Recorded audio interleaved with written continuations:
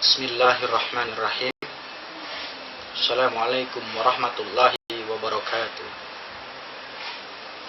Innal hamdalillah, sesungguhnya segala puji dan puji itu hanyalah milik Allah saja. Allahu Rabbul Alamin. Allah zat pemelihara seluruh alam jagat raya ini. Jadi ketika kita berpikir bahwa Allah adalah pemelihara alam dan segala isinya, berarti pula Allah mempunyai hak kuasa sepenuhnya untuk melakukan sesuatu kepada umat. Jadi pada waktu itu Allah memberikan pesan kepada nabi-nabi tentang Raja Penyelamat, yaitu pada zaman raja-raja keturunan Nabi Daud alaihi salam. Allah subhanahu wa ta'ala mengutus beberapa nabi yang terus-menerus memberitakan tentang kebenaran. Mereka tidak hanya menegur umat Israel pada waktu mereka berbuat kejahatan. Mereka memberi penjelasan tentang orang yang dijanjikan itu dari Allah. Orang yang dinantikan itu disebut Imam Mahdi atau Raja Penyelamat. Makin lama makin jelas apa yang dinubuatkan tentang orang itu. Salah satu dari nabi-nabi itu adalah Nabi Yesaya. Nabi Yesaya tinggal di kota Baitul Maqdis, Yerusalem, di antara tahun 760 sampai 710 sebelum Masehi. Saudara-saudara, karena dia begitu lama hidup, dia tetap sebagai nabi selama ada 4 raja. Pada umumnya raja-raja itu menghormati Nabi Yesaya dan memperhatikan semua apa yang disampaikan dari Allah Subhanahu wa ta'ala. Nabi Yesaya mengarang satu buku yang tercantum dengan kitab suci Taurat dan Zabur yang masih ada sejak zaman itu.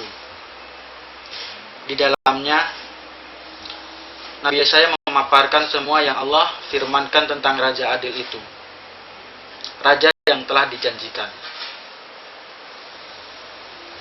Saudara kaum muslimin rahimakumullah, Nabi Yesaya berkata bahwa orang itu yang terpilih oleh Allah Subhanahu wa ta'ala akan dilahirkan secara ajaib. Raja itu akan mempunyai ibu tetapi tidak mempunyai ayah. Selain tanda itu, orang itu akan mengadakan banyak mukjizat sebagai bukti bahwa dia berasal dari Allah.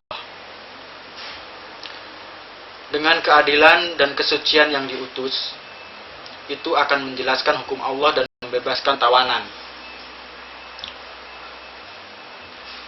Bagian itu menyenangkan hati umat Allah Subhanahu wa ta'ala dan cocok dengan apa yang mereka nantikan sejak Allah pertama menjanjikan kepada Nabi Adam alaihi salam dan Siti Hawa.